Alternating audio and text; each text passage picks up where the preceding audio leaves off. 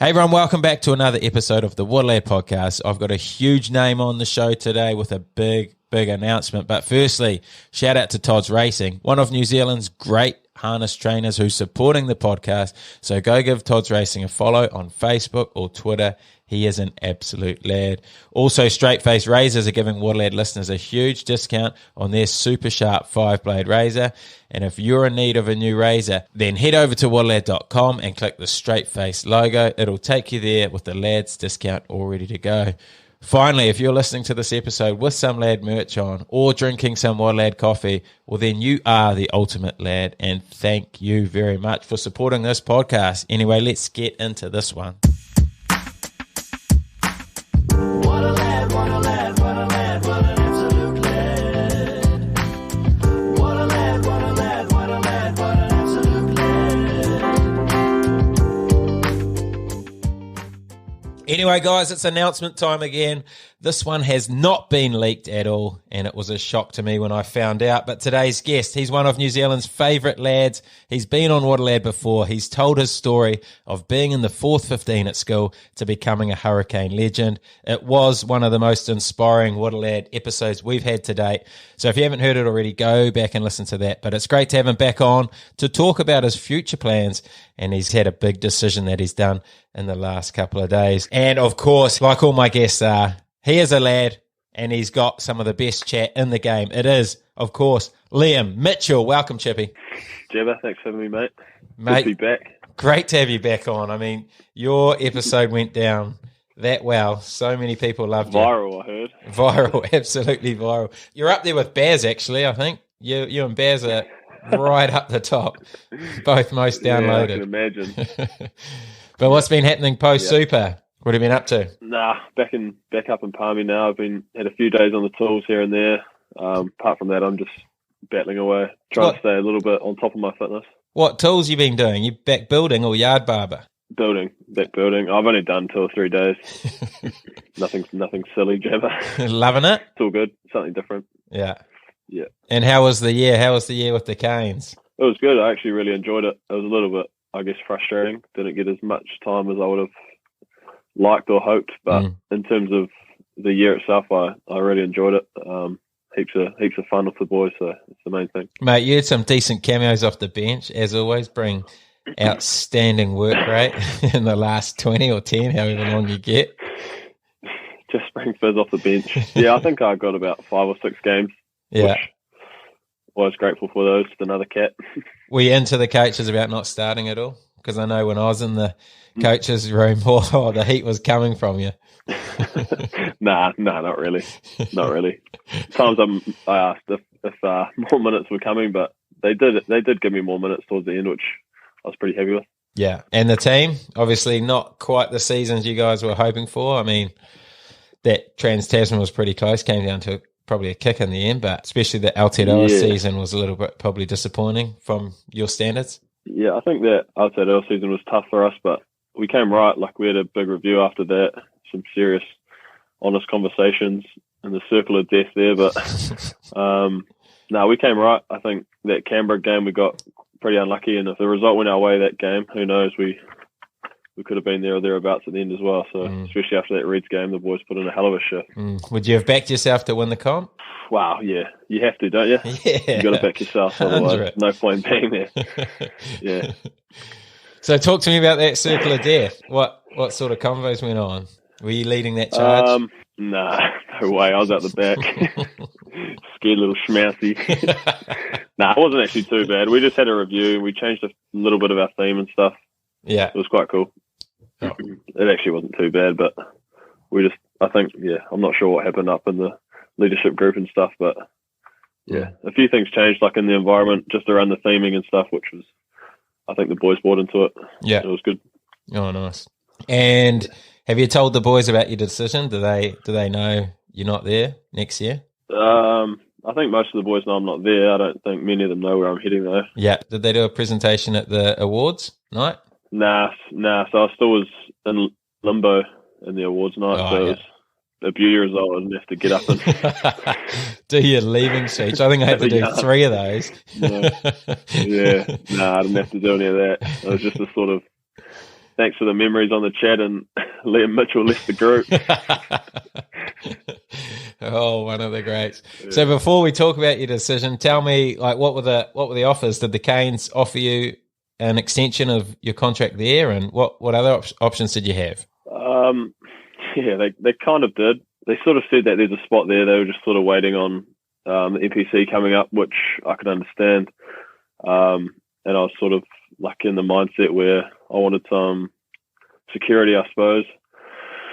And I sort of just went for the security rather than, like, I would have backed myself without sounding like a cocky dude. I probably would have backed myself to get that sort of fifth spot if it came down to that. But I sort of just went for the security, and yeah, pretty much why I left. Yeah. Did you want a fifth spot, or like were you happy being the fifth guy? Not really. That was the other thing. No, I had a few conversations with Alfie on the phone back and forth, and I said to him I backed myself to sort of get a starting spot or play some more minutes, but at the end of the day, it's just one coach's opinion over mine. So, and like whatever the coach picks for the team, I'm running with. So, regardless if it's me or not, you know. And that was sort of part of my decision as well.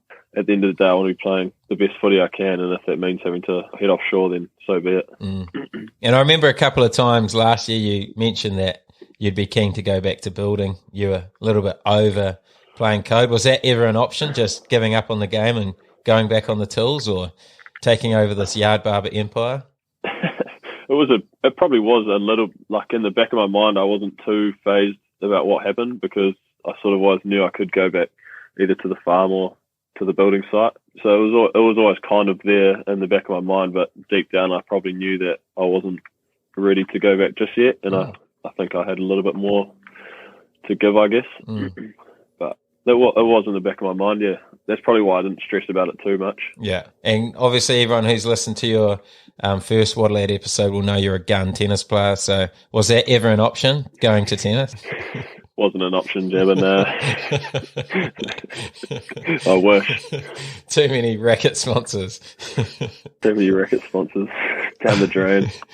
So anyway, that's enough speculation. Where is Big Chippy going next year? Off to Parma, Italy, and playing for Zebri. Zebri in Italy. You've played there, have you, Jabba? I played for Ironi before they changed their names. So, mate, that's massive. Oh, yeah. That's a huge signing for them. They'll be stoked. Yeah, I'm excited. Looking forward to it. Yeah, what's your expectations over there? I've honestly got no idea. I've talked to a few boys about it. I just don't know what to expect. Obviously, when I lived over in Spain, it was a different time. It was pre-COVID, and like the footy was completely different. So yeah, I've got no idea what to expect in terms of COVID and with rugby. So yeah, it's just get over there and see what happens. Mate, and you absolutely loved Spain too. So geez, you're gonna have a field down Italy. Yeah, I'm looking forward to it. Is your partner going over with you? Yep, she's coming. Yeah, that's going to be a big move for you too, eh? Yeah, 100%. She's looking forward to it as well, so it'll be cool. So, what's the setup? Have they given you like a accommodation, a car? Is that the sort of setup? Yeah, I think it was accommodation and a car as well. I'm honestly not too sure. I'm sort of sorting it all out at the moment. So yeah, just winging it. Do you know who's in your team? Do you know anything about the side? Give me something. I talked to the coach the other night. I don't know a hell of a lot about who's in the team or what the story is, but the coach seemed like a good bugger. He was an Irish dude, so he said most of the boys speak English. A couple of them don't, so yeah. I'm looking forward to it. So there's no Kiwis there that you know of?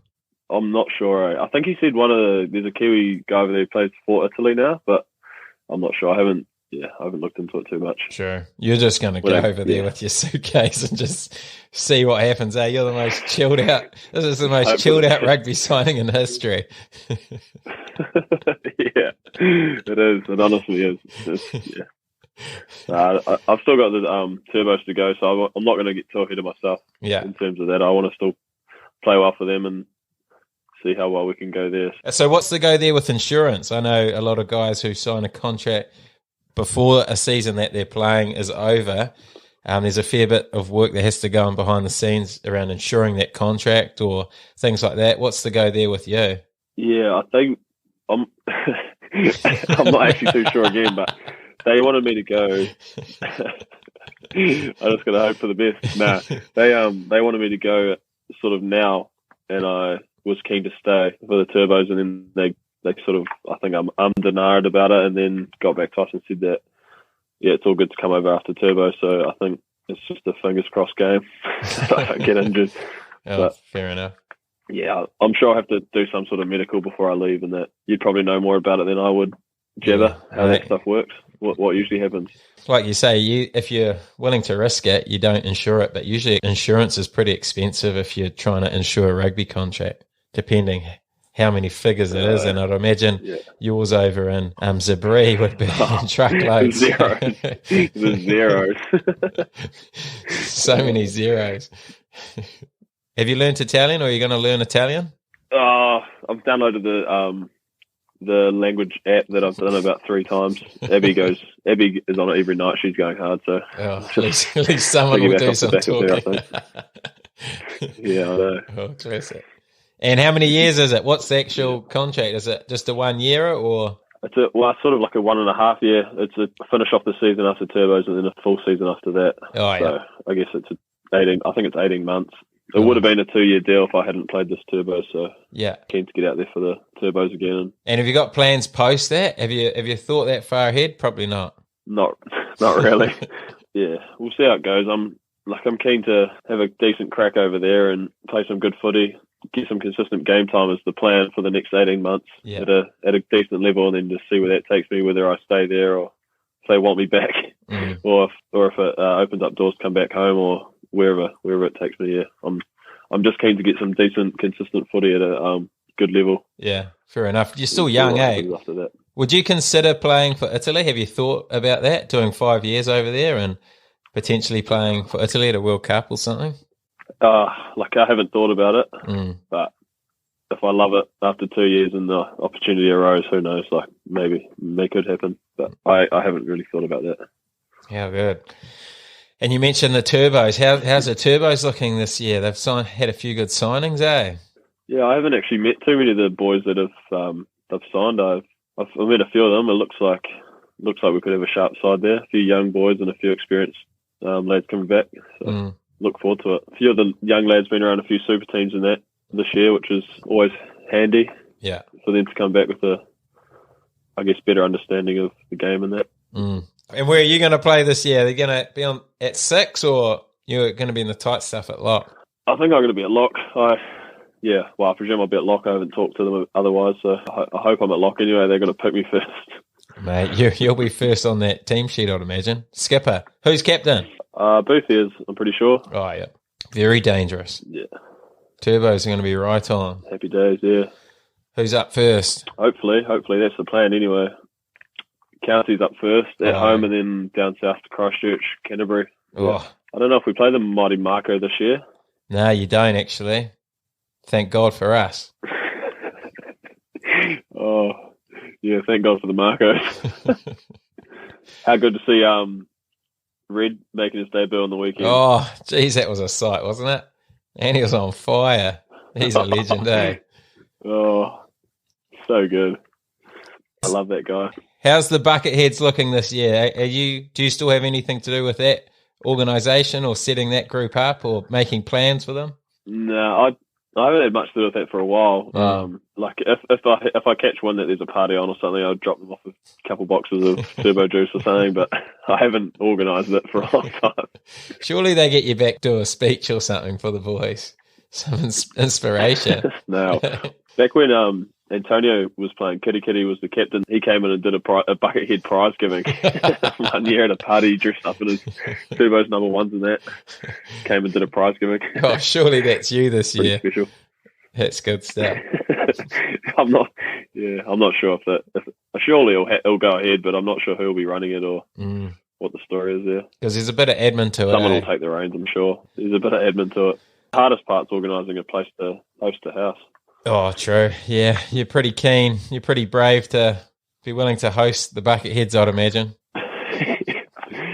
Yeah. 100%. Especially after that video of your mate doing the trust fall off the roof. I remember you talking about it last time, Yeah. but I hadn't seen it until you sent it to me after the episode. But gee whiz, that was loose stuff. Yeah, he's a maniac. I think he's well and truly retired from his Buckethead days as well.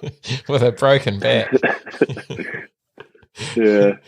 All right. Oh, good stuff. Oh, geez, it's good to hear about that decision, Chip. But as always, we've gone to our Instagram for some questions, and I sent it pretty late, so I didn't get a huge amount, but a few are coming through right now.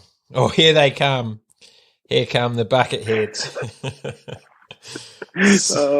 So many. So many. Okay, first question.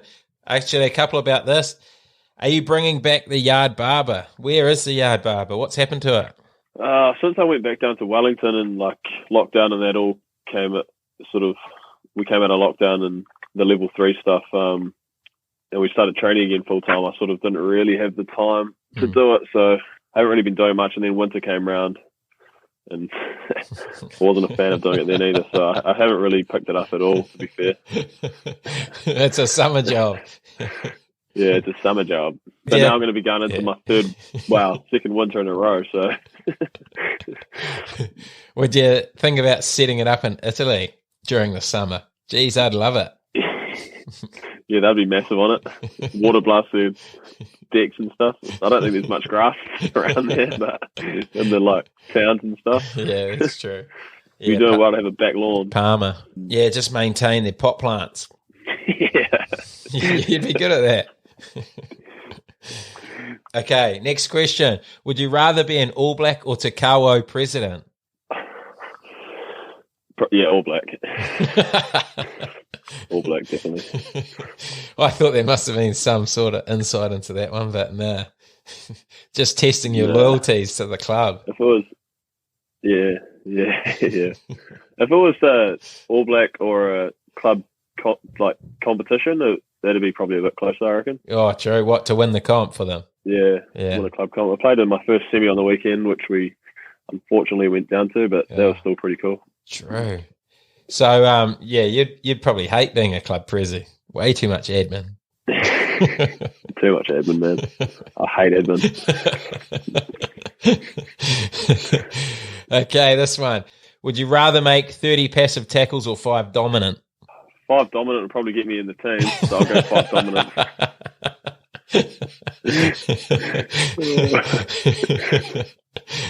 You'd definitely rather make 30, eh? You're a workhorse. 30 passes will get me to have a super coach captain, so that'll get the boys some fantasy points. That's the one for the fantasy lads, yeah. Yeah, but 5 get you in the team, you're right. Was that always still the feedback this year? You need to be more dominant? Pretty much, yeah. Pretty much, yeah. Okay, next one. Which hooker throws the best darts in world rugby?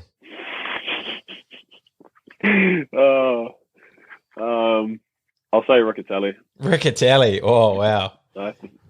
Bolter in the world. He does throw a real nice dart, though, eh? I do a lot of work with him in his hallways on his knees throwing seeds probably every second or third night. So yeah, as long as his eye socket's not fractured and he can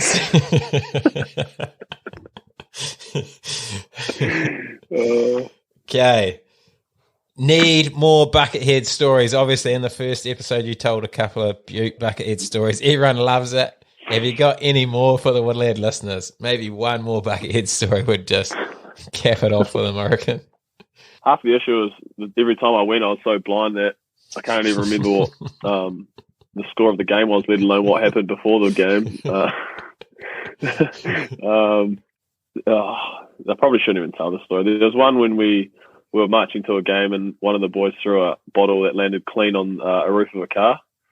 And there was probably like 20 or 30 of us, and this car pulled over, got out with like a tyre iron and just chased us all down the road, and we all scampered like little mouses and we're out of there. And then we all just sort of ran to the stadium and then reunited at the stand there. That was a pretty loose one. I don't know. When I was playing, we had a good win I can't remember who it was against, and the Buckethead stormed the field. I think it was one of my first games. And the Buckethead stormed the field. That was pretty cool to be playing. And then on the other side of it, my mates and that were still full noise. So the security marched them all out. I think a few of them got kicked out and stuff, which is always good to see. Yeah, it's crazy. You went from being the Buckethead president to bloody playing in a year. One of the great stories. All the boys charged the field to celebrate with you. Oh, yeah, that's special. All the lads. I think it was my first start. We played Waikato at home. First game of the season. We bet them. Then they ended up winning every game since and won the comp that year, I think. Oh, how? But the Bucketheads got you home. The Bucketheads got us home. Shout out to the Bucketheads. Okay, last question. Throughout the whole What a Lad season 1 and 2, I've asked pretty much all my guests for one piece of advice, but I never got one piece of advice from you. So, Liam Mitchell, the man with so much advice, what is the best piece of advice you've ever received? This will be good. Probably from my pop, who told me to pull my socks up and look like a rugby player.